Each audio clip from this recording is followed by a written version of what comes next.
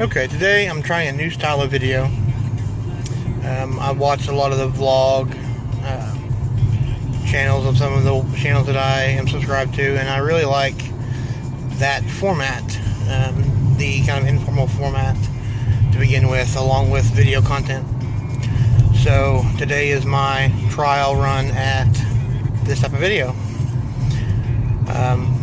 For a while now, my Suburban has been kind of a hard start, slow to crank, and taking some extra cranks to turn over.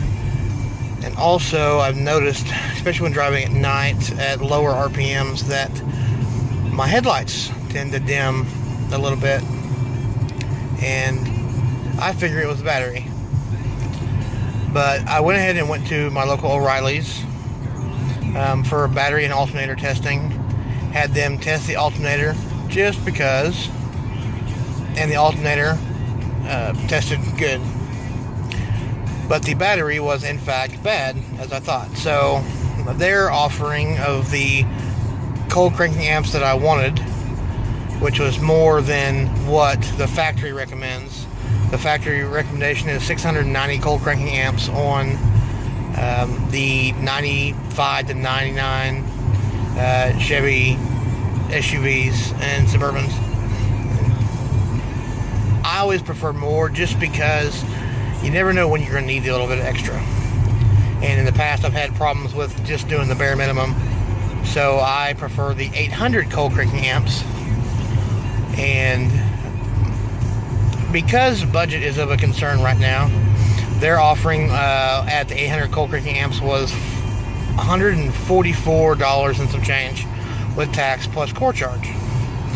So, and because the battery in my truck is completely dead and won't hold the charge more than 5 minutes, even after being on the charger all night, I'm going to take the weak battery out of my Suburban and put it in my 97 crew cab, and then put the new battery in my Suburban, which is my daily driver. That way I can make sure to get to work every day. So I'm headed to the local Walmart to pick up their battery, which is the one that I'm replacing, which has lasted for almost 5 years. So I figure for $90 plus tax, it's a good return on investment. So I'm gonna go get the battery and then I'll be back. Okay, so I picked up the battery. We're headed back home to get her installed, and did a little Black Friday or post Black Friday shopping while I was there, of course. Can't walk past any kind of DVD deal and not look at them. So, but we'll get home and I'll get set up and we'll get this battery changed out.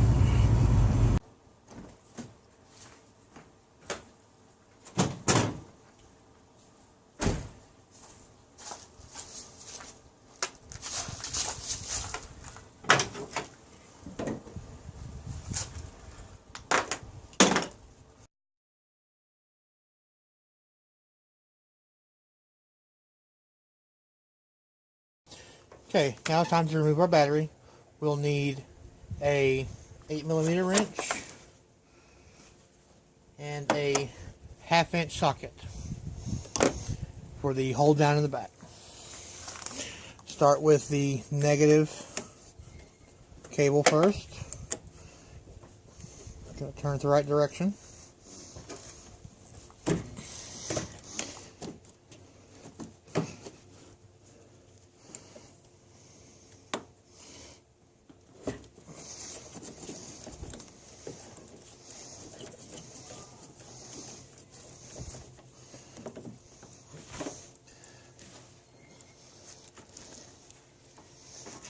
Only when you're filming does it ever get stuck. There.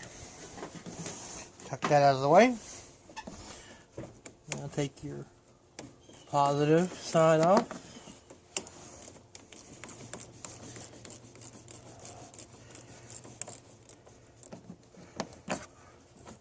Positive side on this has 2 cables. Like that. Make sure they stay together. Got some corrosion on the battery terminal. Then you take your 1/2 inch socket has one bolt for the battery hold down.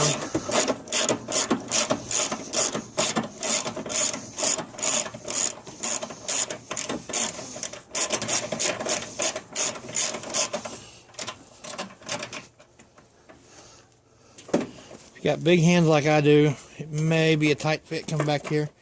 You can take your air cleaner box off, but that's just a pain in the butt. So there's that off. Now we can remove our battery. You take your replacement, make sure it's oriented the right direction. On this particular truck, the positive is on the right hand side, ground is next to the fender. Clean out any debris in your battery tray. Make sure it's not rusted out. Drop the battery in and slide it back towards the front underneath the lip that holds the back of the battery in place. Then take your hold down for the back side with your bolt. Get your big hand down in here again.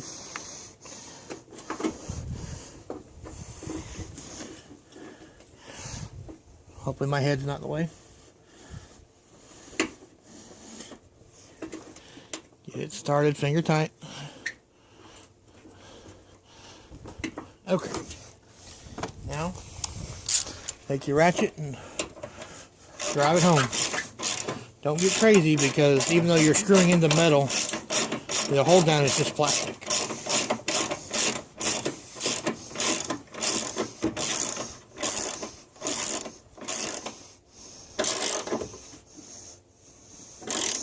Snug it up.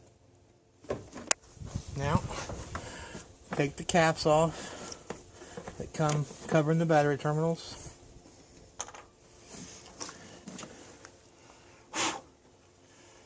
Let me go find my battery brush.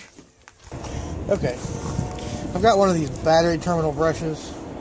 It's got the inside with the wires on it to clean off the top terminals if your battery has that. Then the cap comes off like that. And it has the Christmas, what I call the Christmas tree brush in there, as we're cleaning off side terminals and any kind of corrosion. Pick these up at any discount tool store. I think I paid 50 cents for this. I always seem to lose it.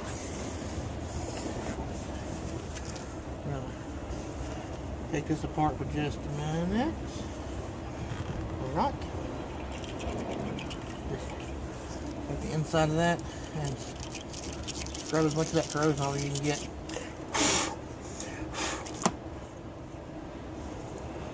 Oh, there it came apart.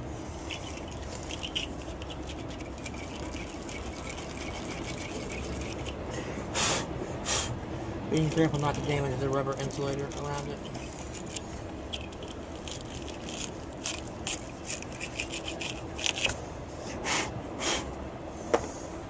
And we can put this back together. Yeah.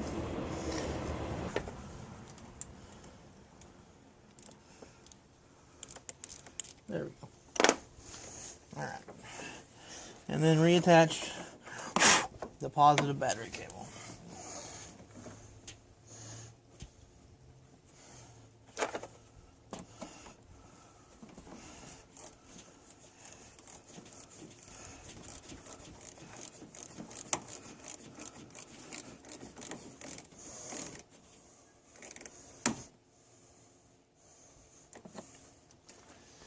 Then pull the cap off your ground, throw it away. Reattach your ground cable on the negative side of the battery, whatever you like to call it.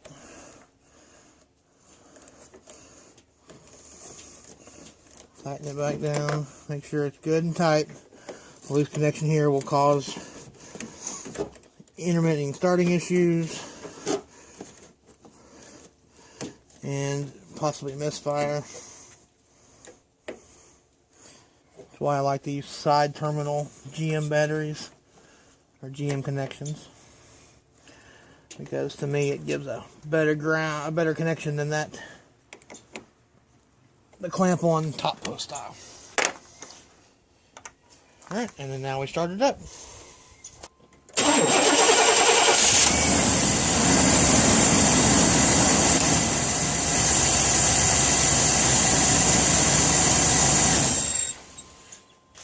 Now, one thing also, just to close out the video here, I'm going to take you off the tripod.